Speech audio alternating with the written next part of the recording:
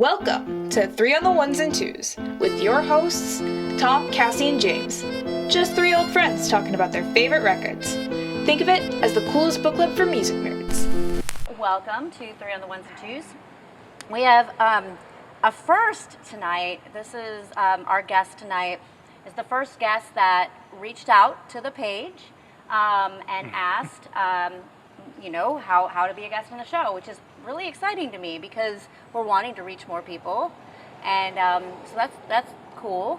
Our guest tonight is Jacob Gunter. You put on record swaps with Moon Age Records, right? Yep. So do you want to say a little Sure. something about that? Yeah. Basically, we just organized record swaps every few months at different venues around town, usually at breweries or other independent venues. And we bring in, a group of independent sellers, record vendors, just to set up for a day, have a good time, dig through some records, make friends, so have a good time. So. For anybody new to watching, I'm Cassie, and this is James Joyce. Tom is on assignment. And he's going to be for a bit, so we'll try to shoot some with him whenever we can, but so we're very excited to have Jacob. And sad Tom can't be here, but Jacob picked a record to talk about. Did. Jacob, what did you pick? I picked Wipers, Youth of America. Yep. Their second album. Holy crap, though. So I'm so excited to talk about this because I'm probably... One thing I love about doing this show is that I've since I was a child, I've loved music, but I've unlike James and a lot of other people I know, I've never paid much of attention to a lot of the backstories or reading a lot of interviews and stuff. So apparently a lot of people have heard of the Wipers just for the fact that they were Kurt Cobain, most influential, through the connection of Kurt Cobain, right? and all so that. maybe people that were. I'm sure that their popularity level was here, and then they just went up to here. Still completely a bit obscure, right. Just sort of like, oh, this is one of Kurt's favorite bands. Yeah. It's a fantastic record. And then the line from Wipers to the Pacific Northwest sound is, as it exploded in the late 80s, early 90s, as you just mentioned, Nirvana is very clear, and Screaming Trees, Melvins, all those groups can attribute to them. One thing that I thought was interesting was I could hear how Sonic Youth was influenced by them, and they're New York, so it was just very it wasn't just the Pacific Northwest, because they're from Portland, and a good bit before, probably 10 or 15 years before this came out about 10 years before, close to a decade before Nirvana really became. Big. Yeah, but they're 77. My friend 77 Bob, when they started, who was in the Chiefs, he came from Portland, and he was in a band called the Rubbers, which used to play with the Wipers. They were part of that original punk scene, and he always told me the Wipers were like the kings of the scene. They would have group meetings, and the Wipers would be in control of every band. Every show that was coming up, they would divvy out who got to play with which band. So the Wipers always played with the top tier bands, the Dead Kennedys. Wipers would be playing in Portland. If it was another band, okay, maybe we'll give you the Rubbers, or sort of second tier kind of thing. But it was really funny how it worked in this kind of collective way in Portland back then. But yeah, so are the Wipers what brought you to pick? I know you give us a list of albums. So how did you come across this? What made you... What's the origin story? Sure. So full disclosure, this is a relatively new favorite band of mine. I did not grow up with them, so I haven't lived with this record or them for many years, like some of the other suggestions that I gave you. I heard them for the first time a little over a year ago because I was reading an article. Oh. It was, I think the headline was something like 10 albums you should listen to if you like the Stooges. Oh, okay. So I was like, okay, I'm gonna check this out. So Over the Edge was actually the first album that I heard based on that article. And that was their third? That's our third, yeah. So then I went back, of course, and listened to their other material. And the reason I chose this album specifically is I feel like between their first and third, it's kind of a transitional album as far as their sound goes. Because their first one, what was it? I forget what it's called. Is This Real? Yes, Is This Real? That one was more punk, right? It was, yeah. More... It had definitely a more straightforward punk sound to it.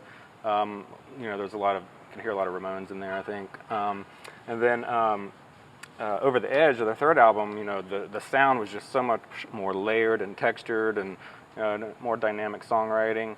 But this album, I think, in particular, exemplifies the transition between those two sounds. Okay. They were evolving at that point. Okay, I'll have to check out the other two because I am so much. It is interesting. In love with this. I mean, I guess you just explained it, but when you picked Youth of America, I was, Is This Real? I feel like is what most people go to, and then Over the Edge, I feel like is also like a solid. Sort of, it is its own thing. So it's interesting to pick the middle record. But I mean, you explained it is a transition record, and it's also very unique, I think, for punk records. I mean, they're really sticking their neck out there compared to what they are else they were doing. And that was one of the things I felt like when I first got into the Wipers, how unique their sound was. There's punk, there's krautrock, there's psychedelic, there's so many different layers to their sound that. I mean, it's all punk rock and roll to me, but broadly speaking. Right. But there's so much in there that defies the stereotypical punk sound, and a lot of that, from what I've read, is intentional. Intentional. So, I was thinking that, absolutely, when you were saying that, I was like, because Greg Sage is, oh my God, I think aside from the fact that I love this record, it was just so interesting reading about this person. Yeah, you found a new BFF. I mean, because he's so incredibly and just. I mean, yeah, I could talk about him for a really long time, and we will, I'm sure, because what a visionary! Like he was making records for his classmates in like 7th grade, like just of the how the hell, and I think that this might be like. I don't know how much is bullshit, because there's also like this big mystery around sort of him. Like legend, right, what is real I did versus read what's somebody was real? just like, well, supposedly he has synesthesia, and their sound is like what Portland like what the cityscape was like in like the rainy, and I'm like. Yeah, I could kind of see that, but it could also just be complete crap, But it's like, but you could believe it because the guy is so interesting. I think I really like his DIY spirit. I think that also is really important to the Wipers, of things being self-recorded. They're kind of like lower-fi. I mean, they didn't go for a major label and be this big rock band. They were very much very individual, very we're gonna carve out our own space here and make these records for ourselves and for our circle of friends. I think it didn't really work out the way Greg Sage was hoping it was, because he never wanted to play live and he never wanted to do interviews or photographs, and originally promotion, he didn't want to do that, but I think originally their first record was recorded in their practice space on a 4-track, and then I think the smaller label that they only got to because they realized that they needed some kind of promotion. You need just wasn't going to somebody happen. Because I think he said his original vision was to put out 15 records in 10 years without doing a single live show or any, because he just saw it as art. He just really wanted to do it as art, and he also thought that it would make people is kind of cynical as some of the lyrics might be, or whatever, but call to action, but also hey, things are kind of rough, really rough, and it was kind of this time where you could kind of see that's where things were heading. Portland in the late 70s and 80s is but rough place. He that's kind of that's really sweet of him to think that it would make people listen to the music and take the music more seriously if they didn't just have all the promotion and shows and stuff. That it would just be more we're just going to really get in, and it didn't happen that way. But then they still play shows, but I think they also pulled away. Yeah, right? but the record company that the smaller record company, I don't remember, but that did end up putting out their first album, they made him re-record it. So what was put out wasn't actually the one that was, I mean... I never heard that. I mean, well, you know what? Also, there's so many. I mean, I read so many conflicting things because, right? Yeah, there's a certain even with the internet now, there's so little information. But I think he also, because I read somebody say he was making records since he was in the 3rd grade. Then I was like, that doesn't sound right because I read that he said 7th grade. But then also I read another interview where he said 5th grade. So I think some of the confusion, like he intentionally puts out there because he's just a very interesting and quirky person that just wants to do his own thing. Yeah, basically since very young he was making records, right? Oh so, yeah, like and he even said that when he did do interviews, mostly for smaller publications, they would ask about influences and they'd be disappointed because he didn't really come into music through listening to bands. He came in through it wanting to look at the grooves of the records that he was making, and that was his under inspiration. The microscope and like see it and how it moves. I want a dark song. I want to like light song, a quiet song. Well, and originally, I guess he wanted to originally play bass because the grooves looked cooler to him. There was something about it. But back then basses were more expensive and he was younger, so he just got guitar.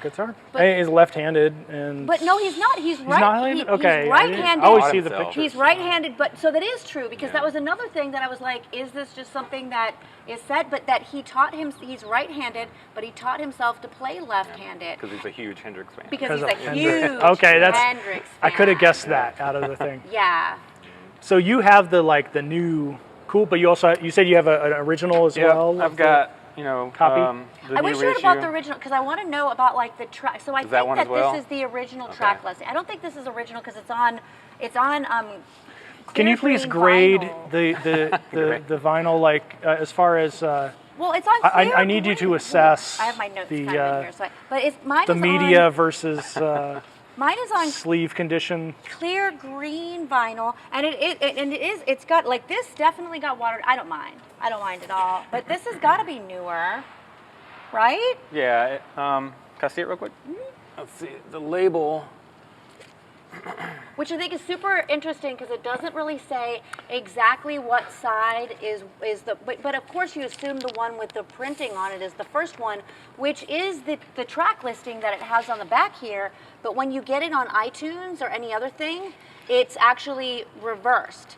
It actually starts with the second side and it ends. Oh really? Yes, and it ends with when it's over. No fair. No, it's like no, it ends with. It's actually switch. It ends with when it's over, and it begins with no fair in Youth of America. And apparently, well, from what I read, that was it's not the original track listing. It's swapped, but it does go better. But apparently, like what I heard was that it's Greg Sage's preferred, which is interesting since he would have been the one that would have decided the first way. I don't know if he changed his mind. It does sound cooler though with when it's over as the last and starting the with original. No fair. Yeah, the original listing I feel like complements the overall album because. But this is the original listing, isn't it? Like. Yeah. That's the original. Yeah. But in iTunes and his preferred is swapped. Like so. Yeah. It's, I don't know why, because I feel like the original listing, like I said, complements it so well because when it's over feels even like a transitional track, to inside. Kind of, even though it's like A. when it's over, it does still feel. Yeah, because it's even though there's some vocals, it's limited, so it feels very instrumental. Yeah. And kind of transition because for me personally, side 2 is where it's at. Like that's price of admission by itself. Those two songs are absolutely. Oh yeah, for sure. Incredible. It's one of those songs. It's one of the songs that I read like a lot. I don't really hear any like Tom Verlaine or Television or Marky Moon in it, but I think that in my reading it was mentioned because it's another example of a band that a lot of people would associate with punk that ended up doing over a 10-minute song that you don't feel is, when you're listening to it, you don't feel it's over 10 minutes. Like it really does keep you. There's so many parts to it. I mean, it's just so layered and so fascinating to me that. Do you have the so your first pressing of Youth of America? Does it have the red cover with the like, the alternate cover? No, it looks like that. It's just like that. Okay. Without the I've always foil. wanted to find one of the red covers because my introduction to the Wipers, other than hearing that they were amazing or whatever, when I'm growing up and I'm going to like Turtles records and tapes or whatever, Camelot or Sam Goody, you're not going to find this record. I mean, you're not going to find Wipers. They just didn't exist when as a high school kid or whatever. So they were a band that was just kind of closed off to, So it's to just most one of that us. any of the repressings and stuff really just There's no happened repress. after their. I mean, we're talking about like on tape. Maybe, I'm sure if I like right time and place, I could have come across something like maybe at Wax and Facts or something. So Right, I would go but there. because the repressings and But everything all happened wouldn't have after known. they gained after Kurt Cobain said that they were his favorite Yeah, band, because I then, got it like, sort more- of around like 94, 95. They came out with a 3 CD set of the first first 3 albums. Yeah, I think most of the reissues for With the this singles and all that on too. vinyl up until the 90s were mostly in UK and Germany. Yeah. They had some different artwork for the covers, as you mentioned. So. Yeah, it Oh, looks okay. really cool. I would like to find one of There's those. one someday. that's got I'm a sure it red would be like cover. $100 or whatever. What I think is interesting is, so I'm not sure because I wasn't familiar with that, but so there's 4 people that play on the album, but there's 3. They got a different bass player, I believe. So Okay. I think both bass players were had some part. They did a little switch in the middle. Yeah, so they were both. No, I don't think so. They had 2 bass players. Did they? No. They had 2 guitar players, right? No. they Man, had Greg 2. Sage wouldn't allow another guitar player. me a Come guitar on. Oh no, Right. there Yes. were. Holy crap! There was 2 bass players. Thank you. Wow. Well, the thing I want to say was that getting the CD. So basically, my introduction to the Wipers. Oh, I know this band's amazing. Here's a CD box set of all 3 albums and all singles. It didn't have Better Off Dead, that single, but it had everything else in that core version of the band. And it was just unbelievable to get hit with all. I mean, I guess now you could get hit with that too by just streaming it. But to have like just the entire catalog of that time dumped on you Yeah, that would've been intense. was just like, this is so overwhelming that it took me years to really, sink into it in a way. But I remember reading on it that in the like liner notes and all that, when they talk about Youth America, that they were very much trying to push against the punk, 1-minute songs. They wanted to stretch out. They wanted to do something different. Maybe they didn't have enough songs for an LP, and but that's always kind of a cop out. But I do think they probably really were intentionally making the song "Youth of America" be 10 minutes long. Or absolutely, whatever. yeah. By the time this came out, punk, was old news pretty much. In the grand scheme of things, Right. it had already In been that sense. co-opted by corporate America. Hardcore was just exploding as a new expression of punk, and this album was, as we've mentioned, is just kind of railing against all of that with 10-minute songs, and which is There's another one that's like 6.5. Yeah, they're and more sophistication in the writing, the guitar work. It's punk, but it goes against all of the elements of punk in so many ways, which is punk. So But I think the irony of it. that's very much, I think, probably what and I think Wipers have had such a resurgence, like so many people, and almost it's another one of those bands that's kind of like X, or I'm trying to think of other bands that like only sort of get better with age. Like they just sort of like the longer you sit with them, Yeah. that you just love them more and more, and they become like your favorite band. Like they're a band that people can get really fanatical about. Oh, that's me. That's what I like. mean, I could see that. I mean, I just heard this, and it's like, it's for two reasons. First of all, I mean, Greg Sage, after researching this, he's such a fascinating person to me. Like, Yeah. just everything about like his vision. It's like that he like the reason he named it Wiper, I mean, it's just everything about him just seems so like he just sees the world in such a different way than the way everybody else does, and the way he like translates that to music that doesn't sound like anything else and is super intricate and still, because usually when things get a little like weird, which a lot of it is, like when you think about it, I'm kind of like turned off, and it's like, oh yeah, give me the weird stuff, because he just, the way he does it is so, it just has such a unique voice, and it's done so well that I'm so into it for that. But also, I mean, it's an album from '81 that when you hear it for the first time in 2023, it doesn't, unlike other albums that we've heard, that even though I might love them, there's certain things that maybe sound dated. There is nothing to me that sounds, that really places it in a certain It does. point That's for the me. best bands too, where you can't really tell where it's from. And I think also because of the way it was, recorded itself, its own production, it sort of sits in its own place. And I think there's a timelessness to it that I like. There's the DIY spirit of it. No band really sounds like Wipers. I hear people say like, oh, Hot Snakes have a big Wipers sound.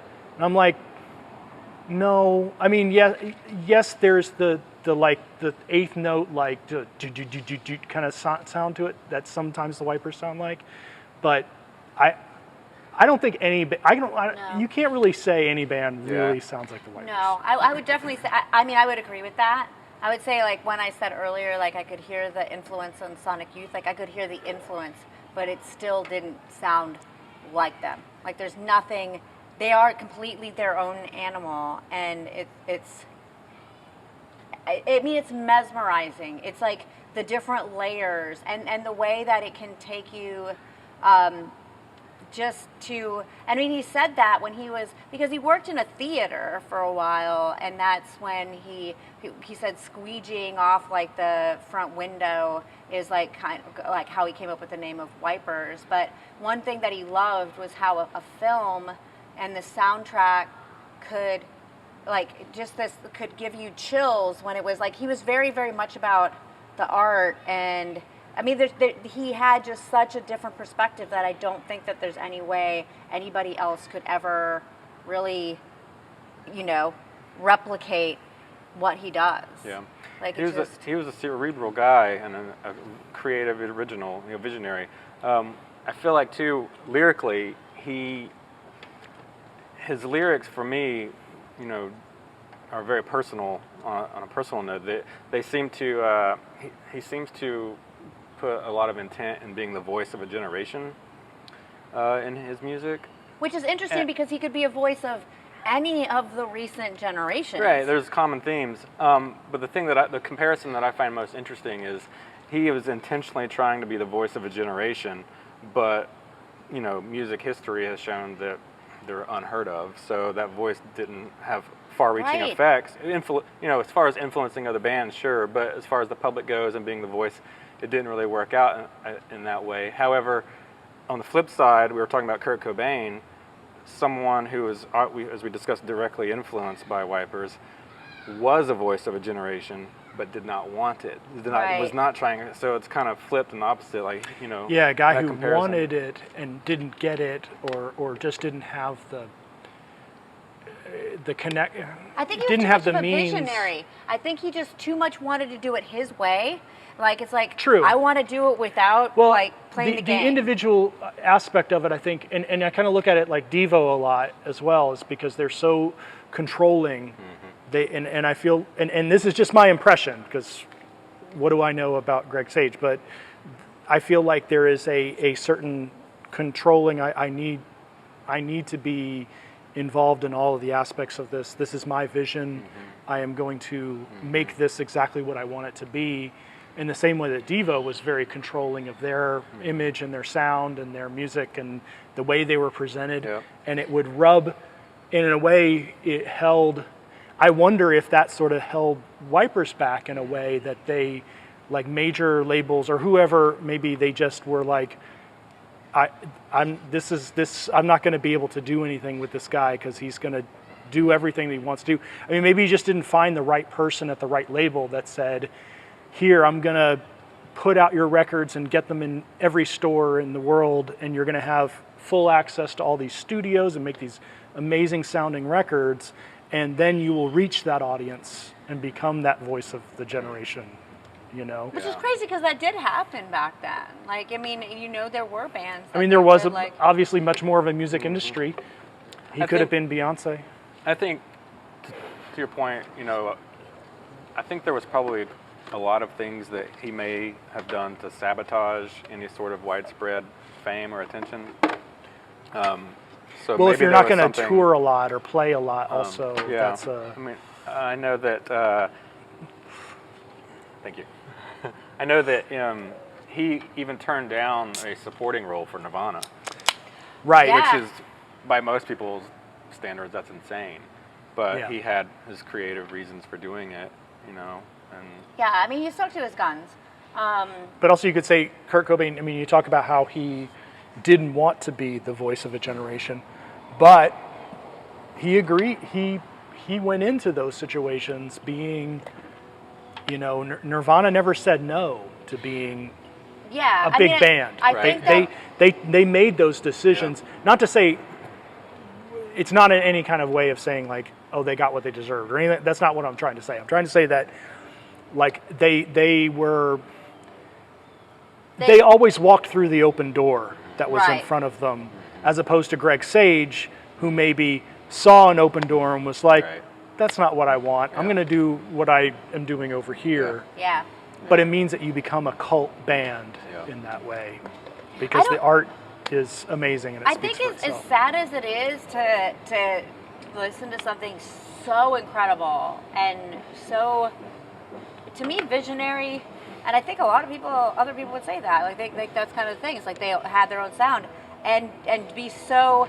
I think probably deep down inside, and who knows, like I don't think he's really that upset about it. I mean, it's disappointing that more people don't know about them because it's so incredible. But I also think that it's like, you know, if given, I mean, he had the choice. He could have taken those, but he didn't. He was like, no, this is my. I was like, so much respect to this human. This insanely creative, like just I don't know. Like he represents Portland as well. Like as far as if you think of what, you know, if you think of anything of Portland kind of pre-90s, like what are you going to think about? It's logging. Like, logging. Apparently it's just like mental logging illness, and you know, what, some beer. Like they had maybe some craft Church beer of John Coltrane. Maybe there's some sort of connection there for me. I'm from Western North Carolina, Asheville area, which is logging. So it's like right. Honestly, you come from the Portland of our region, in a way. You know, I'd say that Asheville and Portland have a lot of similarities in a sense. Yeah. But that, so going into because we always leave this to the end and then run out of time. About the songs, I mean, obviously, Youth of America is a anthem. It is a cornerstone of the band, but and you have the extra album of cool stuff as well. Yeah. So can I see yours? Sure. Yeah. For me, as I mentioned earlier, side 2 is the best for me. Particularly No Fair. That's really the song that caught my attention when I first heard the album and kept me listening. Would that have been the first song you heard by them, since it was sequenced that way, streaming-wise? Streaming, yeah, exactly. That would have been potentially the first song. Oh yeah, it is that way. Streaming-wise, No Fair is the first song, and then Yep. I like it that way. I do, but I do understand that when it's over as being the last track, it's kind of anticlimactic. But No Fair is really. It's great. You know, it's kind of bratty, kind of whiny. You know, the lyrics, no fair, and all that. But I feel like it's, you know, you're going into, you know, Reagan 80s, and that the was, era I of the think, time. kind of like a big thing, because in like Reagan's inaugural speech, apparently, like he was talking about like fairness and this and that. So I don't know how much that played on each other. Was that a reaction? Because if it was 81 or whatever, it would have been that time. Yeah, but I feel like that's, you know, an anthem that's true for any generation. You know, any time period, There's always going to be, a certain segment of folks who feel disenfranchised or alienated, and songs like that are always going to resonate with. Is that the one that? No, that's not it. With the rich get richer, with the poor get poor. That's Youth of America, right? I think there's something like that in there. I like how his lyrics are very simple. It's almost like they're lyrics that I would have, and I'm not like a lyric writer, but I would have second guessed myself of like, I can't say that or whatever. I wouldn't feel comfortable because a lot of his are so just point blank, super simple, almost like, there's not necessarily any it's hard tact, to describe. Like it's very like yeah, it's very direct and very kind of basic and simple, but he does it with such conviction. He feels it so well. He's so dedicated to what he's saying. He's not doing it in any kind of a sarcastic or ironic or poking fun way. He's completely committed to what he's singing, even if it's like you would feel like, oh my God, this is like kind of uncomfortable what he's saying.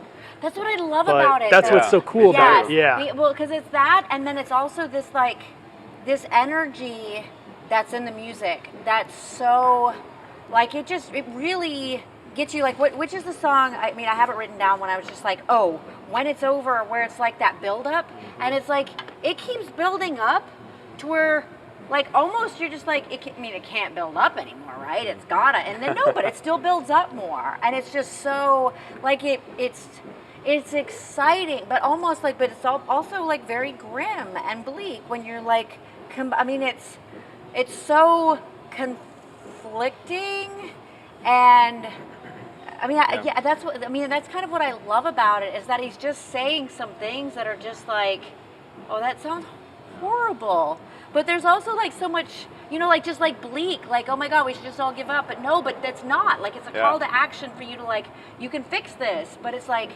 I don't know, there's some energy in this that when other bands like maybe have tried to do the same thing, I don't know what other bands are always going for, but there's ones that you can almost, there's energy, but you can feel or sense how that's what they were going for. And there's something so natural about this that it almost doesn't seem It's very like honest and genuine. Exactly. Yeah. There's a sincerity to it that I don't think most That's artists the word have. I was thinking of. Yeah. He's a true believer, and there's nothing that's going to shake that. From my understanding, he's pretty much just, a hermit in Arizona in the studio. Yeah, it's kind of what. Doing reissues. But they've put out, I don't remember the last record that they put up, but it wasn't that long ago, right? Like they went on and like they took hiatus, and I say they, I don't know which of the members besides, Greg Sage were in it, because really this album is just Greg Sage, and then there was like one other original member. I guess it's the bass. Yeah, within the second album, you're already like revolving different. But what are your, just for my own curiosity, what is your feeling like past the three albums? Like, are you a fan of the Wipers' entire catalog? And you? Yeah, I am actually. Okay. Obviously the first three are the pinnacle for me. But going into the 80s, going throughout the 80s, the next album, the live album, I think they're all great. And then in, I think, 93, Silver Sail came out. Yeah. And that's an incredible album. Yes. It's still, it still has those Greg Sage riffs and that sound of that production, but it's kind of slowed down to a more sludgy kind of groove. But it still has that classic Wiper sound, just at a slower tempo. It sounds great. I love it. And that came out? 93. 93. So you can... Wipers are an interesting band because they kind of like they've just, he keeps on putting out albums under the Wipers, as well as tons of like live albums, and there's a lot you can sink in. Like they're a good cult band where you have enough material that you can just keep on going. And he has 2 solo albums which are absolutely phenomenal in their own right. Incredible. Like his first solo album is probably one of my favorite things that he's done. Even within the Wipers category or discography, it's just incredible, and it has a much more, an even more, I guess, deeper kind of personal touch to it. And it was also done on a 4-track, I believe. So, great stuff, all of it. Yeah. Yeah. I'm definitely a diehard Greg Sage I'm fan. like super. So, are there any He's other tracks he's your you wanted guy. to talk about specifically that weren't much? I mean, I just gotta say There's only that, like, 6 songs. I know, Cassie, I know, so but like I can just say that, like, okay, we're not dealing I with love all of these. Pink Flag here. I can't say any. Well, right, for the same amount of time, there'd be like 35 something Right. songs. But it's like I can't pick a weak. If I had to pick a weak point on this, like I would just be over. If somebody had a gun to my head and was like, pick a weak point, I'd be like, I cannot do that. But Can This Be is probably like, I mean, all of them, I love all of them for all different reasons. The Can This Be just like totally gets you shaken. It's so fun, so incredibly fun. This has become one of my favorites. I mean, I'm going to listen to it a lot more, and I'm going to want to go and listen to their first and their third and then later and beyond, his solo. because I say it's all different, but it's still Greg Sage, so you can still feel the same. It's got the same essence to it, but maybe just presented in different ways, which you can enjoy in the way, you know.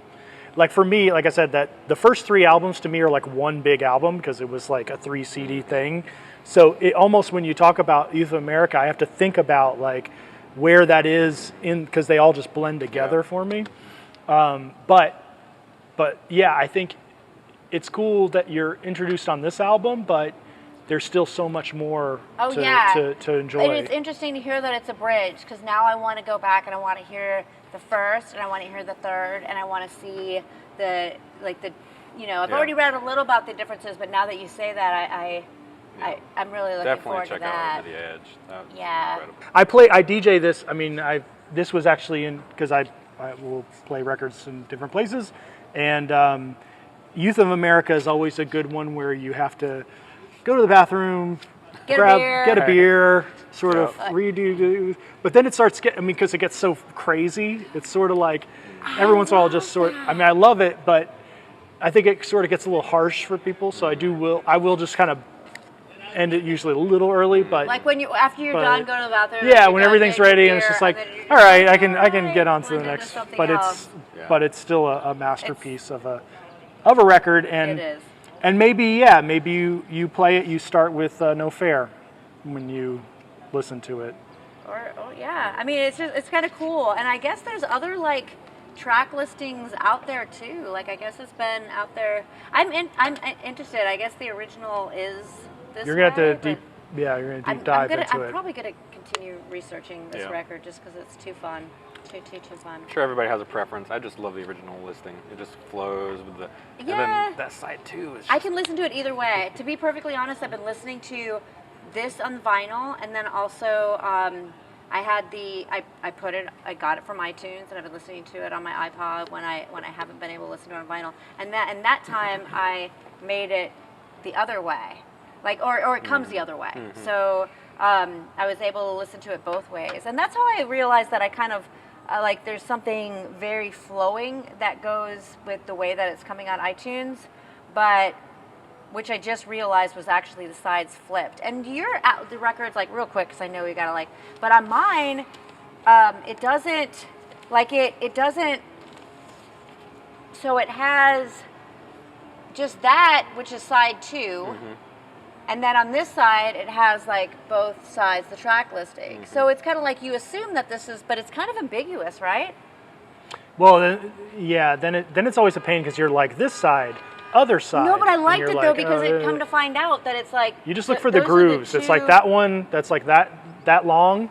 You know that's. But it's like but the one that's out on iTunes is basically just with this being side 1. Sure. And this being side 2. I don't know, I just kind of what I really like best, besides the fact that this music is incredible, is just the fact that Greg Sage is a freaking weirdo and such a genius. And I kind of like that it's just to find out that the simpleness of the different track listing is just that the sides are swapped.